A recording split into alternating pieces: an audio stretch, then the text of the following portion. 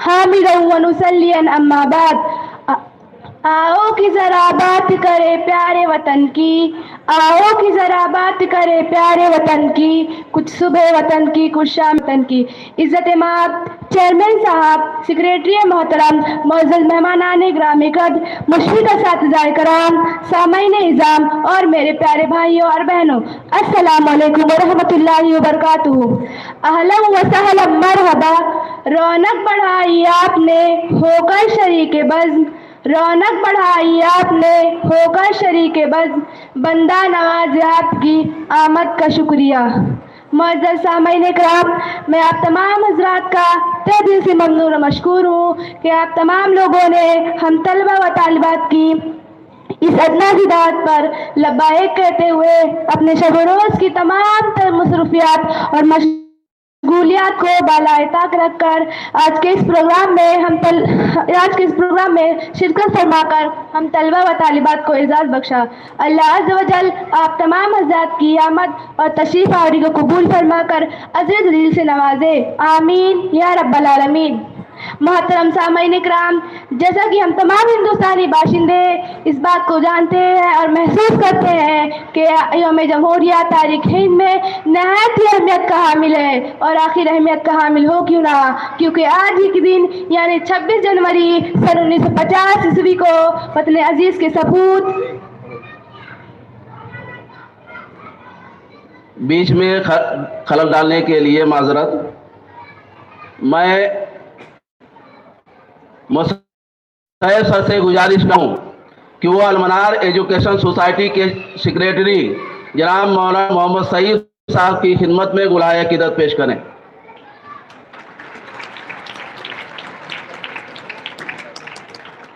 محترم سامعین اکرام، جیسا کہ ہم تمام ہندوستانی باشندے اس بات کو بخوبی جانتے اور محسوس کرتے ہیں کہ آج کا دن یعنی یوم جمہوریہ تاریخ ہند میں نہایت ہی اہمیت کا حامل ہے، اور آخر اہمیت کا حامل ہو کیوں نہ، کیونکہ آج ہی کے دن یعنی 26 جنوری سن 1950 کو وطن عزیز کے سپوت ماہران قانون اور چوٹی کے ممتاز رہنماؤں نے انگریزوں کے گھٹیا، فرسودہ و آمرانہ و ظالمانہ نظام قانون کو مسترد اور باطل قرار دیتے ہوئے باشندگان ہند کے لیے ایک ایسا نظام اور آئین دستور عطا کیا جو ہر مقام فکر قوم ملت کی حریت و آزادی نیز ان کی مذہبی رواداری کا ضامن تھا. محترم سامعین اکرام، یہی بنیادی وجہ ہے کہ آج کے دن اتنے عزیز کا ہر فرد، ہر باشندہ خواہ کسی بھی مذہب اور مقام فکر کا ہو، فرحت و شادمانی، مسرت و خوشی سے سرشار نظر آتا ہے. محترم سامعین اکرام، لیکن عصر حاضر اور حالات حاضرہ کی نزاکت اور ہندوستان کے پورے منظرنامے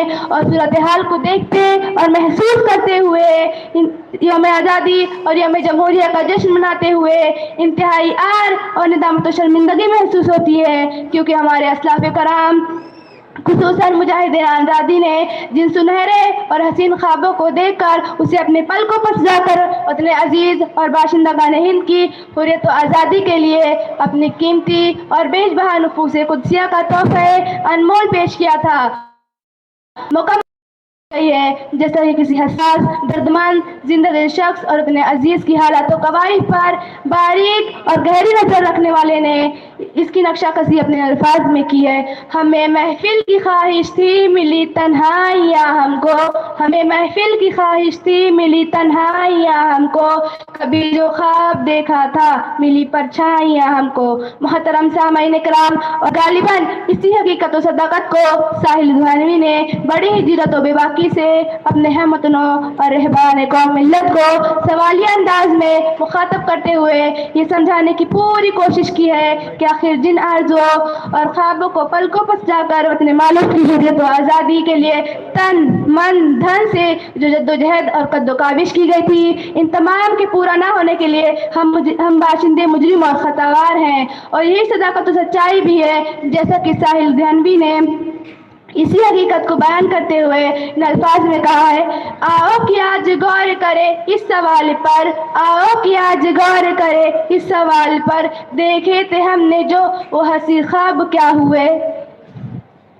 دولت بڑھی تو ملک میں افلاس کیوں بڑھا، دولت بڑھی تو ملک میں बड़ा खुशहाली अवाम के असबाब क्या हुए, जो अपने साथ साथ चले कुएदार तक, जो अपने साथ साथ चले कुएदार तक, वो दोस्त वो रफीक वो अहबाब क्या हुए। क्या मोल लग रहा है शहीदों के खून का, क्या मोल लग रहा है शहीदों के खून का, मरते थे जिन पर हक वो सजायाब क्या हुए। बेकस बरहंगी को कफन तक नहीं नसीब, बेकस बरहंगी को कफन तक नहीं नसीब, वो वादा है अतलस व कम ख्वाब क्या हुए। जमहूरियत नवाज बशर दोस्त अमन खा, जमहूरियत नवाज बशर दोस्त अमन खा, खुद को जो खुद दिए थे वो अलकाब क्या हुए। मजहब करोगे आज भी क्यों ला इलाज है, मजहब करोगे आज भी क्यों ला इलाज है, उनका है नादिरो नायाब क्या हुए। हर कूच शोल अज़ार है, हर कूच शोल अज़ार है, हर शहर कत्लगाह एक जहती हयात के वो आदाब क्या हुए। सहराए तैरगी में भटकती सितरकती है, जिसमें हर एक के जुर्म का बिल्कुल साफ साफ आता है। मोहतरम सामाईन इकराम, 20 सदी से ज्यादा अरसा गुजर जाने के बावजूद मुजाहिदीन आज़ादी वतन का वो सुनहरा और हसीन ख्वाब आज तक शर्मिंदा ताबीर बल्कि मौजूदा हालात हिंद पहले से ज़्यादा बदतर हैं, क्योंकि आज़ादी हिंद के बावजूद हिंदुस्तान के अवाम की अक्सरियत के ज़िंदगी गुजारने और बसंती सुलो खैर उखवत भाईचारगी का फुकदान नजर आता है। जुल्मत बर्बरियत, लूटो खसूट, बगावत सरकशी, कत्लो खुरेदी और तासुब मनाफिरत का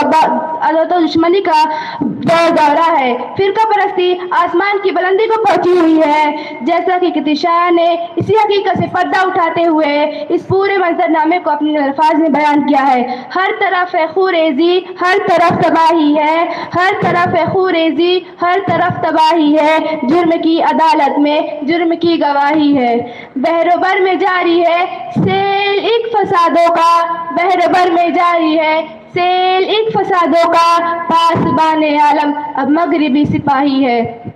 मोहतरम सामईन इकराम, यही नहीं बल्कि हिंदुस्तानी मुसलमानों के ताल्लुक से इम्तियाजी और नवा सलूक अपनाया जा रहा है। उन्हें सफ़ाए हस्ती से मिटाने और इस मुल्क अजीज से दर बदर और निस्तो नाबूद करने की मजमूम और नापाक कोशिशें की जा रही हैं। इसकी वाज़ेह और रोशन तरीन मिसाल दादरी सानिया, मुजफ्फरनगर फसाद, गुजरात के मुसलमानों का कत्लेआम, मालेगांव, धुलिया फसाद की शक्लें हमारी और आपकी नज़रों के सामने रक्स करता दिखाई देता है। बल्कि आए दिन शब व रोज हिंदुस्तान के किसी न किसी खित्ते में मुसलमानों के ताल्लुक से मजहबी और मिली तकालीफें पहुँचाई रसानी की वारदात हमें देखने, पढ़ने और सुनने को मिलती है। और इसी मजमूम और नापाक कोशिशों के जरिए पूरे मुल्क में एनआरसी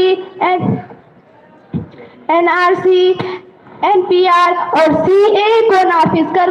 जमहूरियत का गला घोटने का एक नया हथकंडा अपनाया जा रहा है। मोहतरम सामाईन इकराम, लेकिन फिरका परस्त फिस्ताई ताकतों को ये बात खूब अच्छी तरह से समझकर जहन नशीन कर लेनी चाहिए कि हर शय की कोई ना कोई हद और इंतहा ज़रूर होती है, और जब वो चीज़ अपनी हद और इंतहा को पहुँच जाती है तो फिर उल्टी गिनती शुरू हो जाती है, क्योंकि हर उरूज ला ज़वाल अस्त, यानी हर उरूज को एक ना एक दिन ज़वाल पजीर होना है। बाग़बानो तुम्हें है इजाज़त चूस लो लहू गुलों का, बाग़बानो तुम्हें है इजाज़त चूस लो लहू गुलों का, जाग जाएंगे जब अहले चमन तो कतरा कतरा उगलना पड़ेगा। मोहतरम सामईन इकराम, इसी पर बस नहीं बल्कि आए दिन हालात हिंद पहले से ज़्यादा अबतर और मखदूश होते जा रहे हैं, और हालात यहाँ तक आ पहुँची है कि इल्म दानिश से गुलिस्ता यानी मदारिस इस्लामिया पर इल्गार शुरू हो गई है। हालांकि जिस गुलिस्तान इल्म दानिश से बेशुमार मुजाहिदीन आज़ादी और सच्चे मुहिब्बान वतन ने